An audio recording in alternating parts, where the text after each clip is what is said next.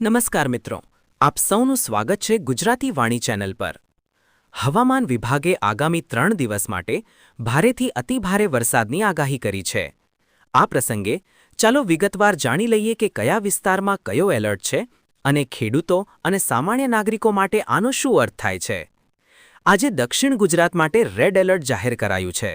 સુરત, નવસારી, વલસાડ, દમણ અને દાદરા નગર હવેલીમાં ભારેથી અતિભારે વરસાદ પડી શકે છે। મિત્રો, આનો અર્થ એ છે કે ખેતરોમાં પાણી પૂરતું ભરાશે, રસ્તાઓ પર પાણી ભરાઈ શકે છે અને ગરબા તથા આઉટડોર કાર્યક્રમોમાં તાકીદના ફેરફારની જરૂર પડશે। હવામાન નિષ્ણાત અંબાલાલ પટેલ કહે છે કે દક્ષિણ ગુજરાતમાં વરસાદી વાદળો ખૂબ જ સક્રિય છે। તાપમાન ઘટતા વરસાદની તીવ્રતા વધી રહી છે અને થોડા વિસ્તારોમાં 100 મિલીમીટરથી વધુ વરસાદ પણ પડી શકે છે। જ્યારે પરેશ ગોસ્વામી કહે છે કે અરબી સમુદ્રમાંથી સતત ભેજ ખેંચાતા વરસાદ લાંબો ચાલશે અને છૂટાછવાયા વિસ્તારોમાં પણ ભારે વરસાદ થવાની શક્યતા છે। છેલ્લા કેટલાક વર્ષોમાં સરકારી આંકડાઓ દર્શાવે છે કે આવી સિસ્ટમો ખેડૂતો માટે લાભદાયક હોય છે। ખાસ કરીને કપાસ, મગફળી અને સોયાબીન જેવા પાકને પૂરતો ભેજ મળે છે, જે ઉપજ વધારવામાં મદદ કરે છે। ખેતી માટે આ વરસાદ એક આશીર્વાદ સમાન છે। આવતીકાલે એટલે કે 29 સપ્ટેમ્બરે વરસાદી સિસ્ટમ સૌરાષ્ટ્ર તરફ આગળ વધશે। અમરેલી, દીવ અને ગીર સોમનાથ માટે રેડ એલર્ટ, જ્યારે રાજકોટ અને જૂનાગઢ માટે ઓરેન્જ એલર્ટ જાહેર થયું છે। અંબાલાલ પટેલના અનુમાન પ્રમાણે આ દિવસમાં સૌરાષ્ટ્રમાં સૌથી વધુ વરસાદી દબાણ રહેશે। પરેશ ગોસ્વામી કહે છે કે છૂટાછવાયા વિસ્તારોમાં વીજળી સાથે અતિભારે વરસાદ પડી શકે છે, જે લોકોને ઘરમાં રહેવા માટે પ્રેરિત કરશે। આ દિવસમાં ખેડૂતો માટે પણ આશીર્વાદ રહેશે।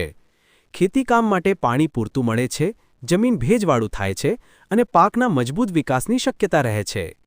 જ્યાં નદીના પટ્ટા પર પાણી ભરાશે, ત્યાં ગ્રામજનો માટે સુવિધા અને વ્યવસ્થા જરૂરી રહેશે। ત્રીજા દિવસે 30 સપ્ટેમ્બરે સૌરાષ્ટ્રના છૂટાછવાયા વિસ્તારોમાં હજુ પણ ભારે વરસાદ થવાની શક્યતા છે। અંબાલાલ પટેલ કહે છે કે સિસ્ટમ ધીમે ધીમે નબળી પડશે, પરંતુ હજુ વરસાદની અસર રહેશે। પરેશ ગોસ્વામીનું અનુમાન છે કે છૂટાછવાયા વિસ્તારોમાં ટૂંકા સમય માટે વીજળી સાથે મજબૂત વરસાદ પડી શકે છે। મિત્રો, આમ તો વરસાદ ઘણી બધી મુશ્કેલીઓ લાવે છે, પરંતુ ખેડૂતો માટે આ એક ખુશીની ખબર છે। કપાસ, મગફળી અને સોયાબીનના પાકને પૂરતો ભેજ મળશે। ખેતરોમાં પાણી ભરાતા પાકને જીવનદાયી અસર મળશે અને ઉપજમાં વધારો થવાની આશા છે। આનો સીધો લાભ ખેડૂતોને મળશે અને બજારમાં પણ સારી પેદાશ મળશે। જેમની ગરબા, નાટકો, ઉત્સવો કે કોઈ આઉટડોર કાર્યક્રમો યોજાયા છે, તેમને થોડો અવરોધ થઈ શકે છે, પરંતુ વરસાદ ખેડૂતો માટે આશીર્વાદરૂપ છે। આ સંજોગોમાં દરેકને આપસમાં સહકાર જાળવવો જરૂરી છે। મિત્રો, આપને આ હવામાનની જાણકારી ઉપયોગી લાગી હોય તો વિડીયોને લાઇક કરો, શેર કરો અને અમારા ચેનલ ગુજરાતી વાણીને સબસ્ક્રાઇબ કરવાનું ભૂલશો નહીં। તમારા દરેક સબસ્ક્રાઇબ અમને પ્રેરણા આપે છે, જેથી અમે તમને આવો જ મહત્વપૂર્ણ અપડેટ આપતા રહી શકીએ। ખૂબ ખૂબ ધન્યવાદ। સુરક્ષિત રહો અને વરસાદનો આનંદ માણો।